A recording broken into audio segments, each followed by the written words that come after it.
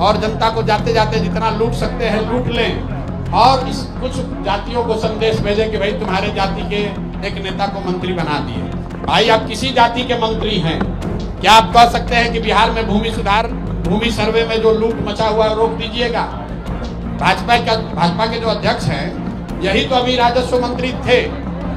क्या भूमि सर्वे में लूट नहीं हो रहा है? क्या कोई मंत्री ये कह सकता है कि बिहार में स्मार्ट मीटर के नाम पर जो धांधली बदमाशी हो रही है रुक जाएगा? क्या बिहार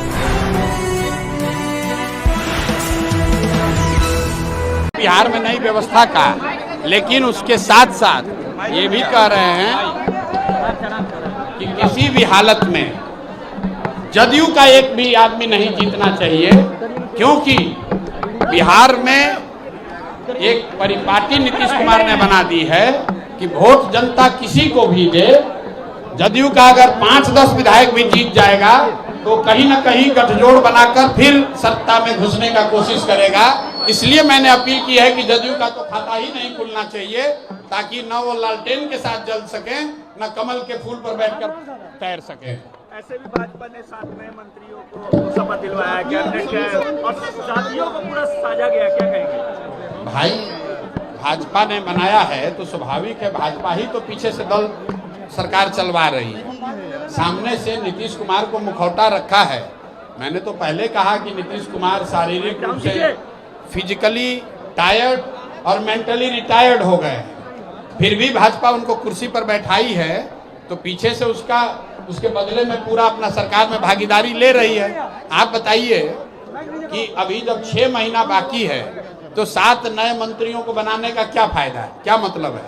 उसका 2 ही मतलब है कि कुछ संसाधन लूट का काम और बढ़ाया जाए और जनता को जाते जाते जितना लूट सकते हैं लूट लें और इस कुछ जातियों को संदेश भेजें कि भाई तुम्हारे जाति के एक नेता को मंत्री बना दिए।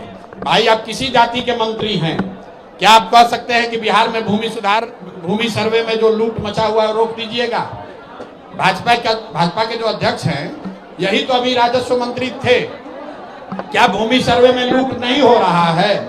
क्या कोई मंत्री ये कह सकता है कि बिहार में स्मार्ट मीटर के नाम पर जो धांधली बदमाशी हो रही है रुक जाएगा? क्या बिहार से भ्रष्टाचार रुक जाएगा? क्या बीपीएससी का जो अनियमितता हुआ उस पर लोगों को न्याय मिल जाएगा? क्या पेपर लीक नहीं होगा, ऐसा दावा कर सकते हैं? तो मंत्री कोई बने उससे क्या फायदा? चलाएगा तो अफसर ही। आपने आपको जवाब दिया है और साफ-साफ कहा है कि मेरे पिताजी बिल्कुल फिट एंड फाइन है प्रशांत। नहीं तो हमको क्या जवाब देना है उसमें? आप लगातार अरे हम तो सीधा अभी फिर दोहरा देते हैं कि नीतीश कुमार मानसिक तौर पर और शारीरिक तौर पर मुख्यमंत्री बने रहने के लिए स्वस्थ नहीं है। अगर स्वस्थ हैं तो और कुछ नहीं, कैमरे पर आकर बिना कागज देखे अपने मंत्री परिषद के साथियों का नाम और उनका विभाग बता दें। मैं अभी से पूरा अभियान वापस लेकर नीतीश कुमार के समर्थन में उनके लड़के की तरह हम भी खड़े हो जाएंगे। आपने तेजस्वी यादव को लेकर की बात कहा, तेजस्वी यादव कह रहे हैं कि 25 में हमारी सरकार आएगी और हम बदलाव करेंगे। भाई 25 में सरकार आएगी और बदलाव करेंगे तो पहले 15 साल तो वही थे, 2015 से लेके 2017 तक वही उप मुख्यमंत्री थे और अभी अपने चचा के मदद से फिर उप मुख्यमंत्री बने थे। तो बदलाव तो लाए, लेकिन बदलाव अपने आर्थिक स्थिति में आया। इन 17-18 सालों में जब राजद वाले सरकार में रहे तो बदलाव लालू जी के परिवार के आमदनी में आया, उनकी आर्थिक स्थिति में आया, उनसे जुड़े हुए जो ठेकेदार हैं, बदमाश हैं, उनकी जिंदगी सुधरी। बिहार में कोई बदलाव नहीं आया। तो अब बिहार की जनता जान चुकी है और वापस जंगल राज के नेताओं को और उसके पुरोधा की ओर जनता देखने का तो कोई सवाल ही नहीं है। भाई ऐसा है, आसान तो कुछ भी नहीं है, आसान तो इतने कार्यकर्ताओं को जुटाना भी नहीं है। लेकिन बिहार बदलाव रैली जो है, बिहार बदलाव का जो सभा है वो आपको 11 तारीख को दिखेगी और आपको वो जनता की आवाज, जनता की जो भावना है वो सबके सामने गांधी मैदान में दिखे।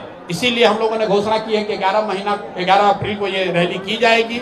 और हाथ कंगन को आरसी क्या, पढ़े लिखे को फारसी क्या, जो हम लोग कहते हैं वो सामने कर रहे हैं। अगर 11 तारीख को नहीं हुआ तो आप लोग कह दीजिएगा कि भाई प्रशांत किशोर की रैली फेल हो गई, लेकिन 11 तारीख को आपको दिखेगा गांधी मैदान में इतने लोग आएंगे ना जो कभी पहले आए थे ना कभी आगे आएंगे। आप देखिए